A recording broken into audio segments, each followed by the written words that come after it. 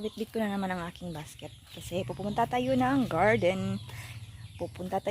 Para i-harvest natin yung mga munggo natin. Kasi kahapon, nakita ko marami na yung hinog. Okay, kukunin natin. Pero ito yung langka. Binalo to ni Papa. Ewan ko bakit nagkaganito pa rin. Ayan, diba, nabulok dito na side. Oo. Natake pa rin ang ano. Alam niyo na, oo. So, yun. Tatawid tayo dito sa aming tulay. Improvise na tulay. Mainit po yung sikat ng araw. Pero, ngayon na tayo pupunta. Hindi ko nahihintayin, talagang dumating pa yung hapon. Baka kasi uulan na naman. Kasi katatapos lang ng ulan. Ayan. Nagpakita si Haring Araw. At ayan, punta tayo. Ito guys, oh. Yan yung nabanggit ko last time na cacao. Ayan, more cacao. Diba? Sayang, diba? Pero ganyan talaga. Ayan guys, diba? Kita nyo, ang daming cacao. So, dyan na part na yan, nakatirik yung bahay namin dati. Ayan, oh, may mga bato pa.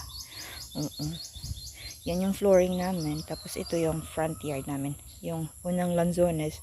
Yung lanzones, yan, mga tanim pa namin yan dati. Pero nang lumipat kami, ayan, naiwan na dyan. Bahala na sila. Kung sino-sino na yung kumukuha. Ayan guys, oh, ang daming ang daming cacao. Hindi yan kinukuha ng may-ari. Ayan, oh, marami din itong fiddle horn ferns. Ito yung pako. Hindi na ako nakapanguha nitong bago. Mga pako. Utano na pero hindi kami nakapanguha. Anyway, ayun na. Tumulo na tayo doon sa ating garden para manguha na tayo ng munggo. Uy, ayan. Natapos na ni Papang tanggalin yung halos lahat ng mga sweet potato. Ayan, diba? Ayan, no? Clear na. Tatanggalin na lang yung mga naiwang mga damo-damo. Uy, ayun si Papa, guys. Ayun, no? Siya yan. Andun siya sa itaas. Ito, yung natin. Ayan, yung mani. So, kahapon, nagbungkal din ako dito. Alam nyo guys, kung ano yung ginawa ko. Ayan, no? Binungkal ko yung buong palibot or like paligid ng bawat tanim ng mani. Kasi, gusto kong ma-ensure na walang grabworm dyan. Ayan. Hinanap ko yung mga grabworm sa mga paligid niyan. Yung mga nabungkal ko, wala. Cleared na yan. Wala yan. Pero hindi madali guys. Ang hirap. Tapos ang dami pang bato. Ayan. Mga bato na tanggal-tanggal ko yan dyan. Ko nilagay. So yan. Cleared yan. Walang grabworm. Diba? Malaking area to. So napakalaking trabaho pa ito. Eh, ganun talaga guys. Hindi ako nakapag trabaho dito today. Baka bukas or sa susunod na araw. Tapusin ko sana kung kakayanan natin. So far healthy yung growth ng ating mga peanuts. Sana tuloy-tuloy na yan. Okay, so ayun, akyat tayo doon sa itaas para manguha na tayo ng munggo. Let's go guys. Ta-da! Ayan, let's go. So daanan natin yung mga kamates. Okay. Yung mga poste na nilagay ni Papa, ano pala yan? Magic cacao. Ayan, diba ang galing? Mga straw. Okay. So, parang Italy ata ni Papa. Ano nangyari? Bakit parang manilaw siya? Okay. But anyway, guys, ito nga pala yung mga string beans ko last time, diba? Maalala nyo, kasabay nung nagtanim ako nung, pechay. So, ito yun. Akala ko hindi sila mamunga kasi nga ang payat-payat. Oo, pero alam nyo guys, marami na kami nakuha nito. Ayan, ito. Nakakuha na kami ng mga bunga nito. Hindi nga lang ganun ka lalaki yung mga bunga. Pero, nakapagluto na kami ng pakbet, ng lauoy galing dito. Ayan, ito. Ito, isang bunga niya. Ayan, Hindi na ako nag-expect guys kasi nga sabi ni Papa, bakit ang payat-payat ng mga pananim mo? Oo, sabi ko, nako, ganun ba? E di nagmana sa akin. Pero guys, may nakuha ka rin. May nakuha pa rin kami. Maliliit nga lang. Siguro ganyan talaga. At ito oh, meron pa dito. Nasa likod. Ayan oh, ayan. Ayan oh. Maliliit pa guys. Mukhang nakakahiya pang kunin ito. Oo. Mamaya na lang natin yung kukunin pag medyo lumaki-laki. Tapos meron pang isa oh. Ayan. O diba? Oh, tayo na. Akit na tayo doon sa itaas. Ayan. Hindi ko akalain may mga natira pala ditong mga mani oh. Dito ko na-harvest yun. May tumutubo pa. Okay, sige go. Tumubo kayo dyan. Ay, wala may ibon. Wala guys, hindi ko nakita agad. May malalaking ibon nakadapo dyan. Tapos mamipad. Ano yun? Yung mga green baga. Green na mga ibon, tapos malalaking ibon. Wala, hindi ko nakunan. Ano ang tawag? Ano kayang tawag sa mga ibon na yun? Kusi ba yun? Uy, sayang, hindi ako napagdala ng kutsilyo. Ang sarap manguha nitong ating agbati, oh. Very healthy. Ay. Okay, let's go. Uy, may tambayawan, guys, oh. Kita niyo yan? Napakalaki. Nasa kamatis natin. Ayan, may sili. The sili. O, diba? Galing. Galing-galing. Ayan, nandito na tayo sa ating mga munggo. Ayan, pakita ko muna sa inyo yung i-highlight ko talaga itong mga sili na ang lulusog, ang lalaki.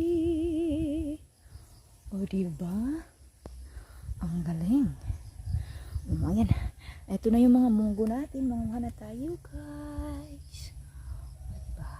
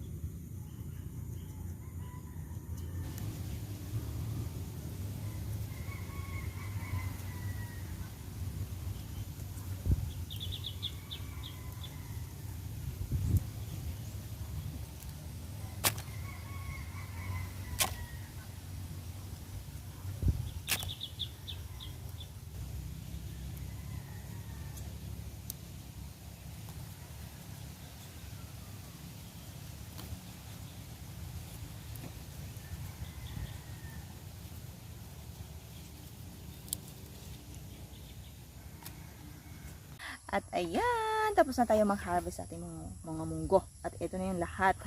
Konti lang siya, guys. Oo, okay lang.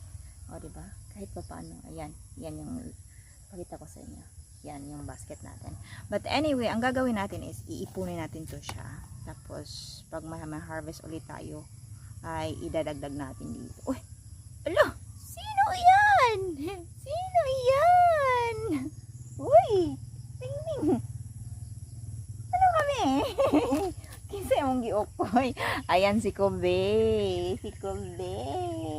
Nga ni apas ka man, Dedeng.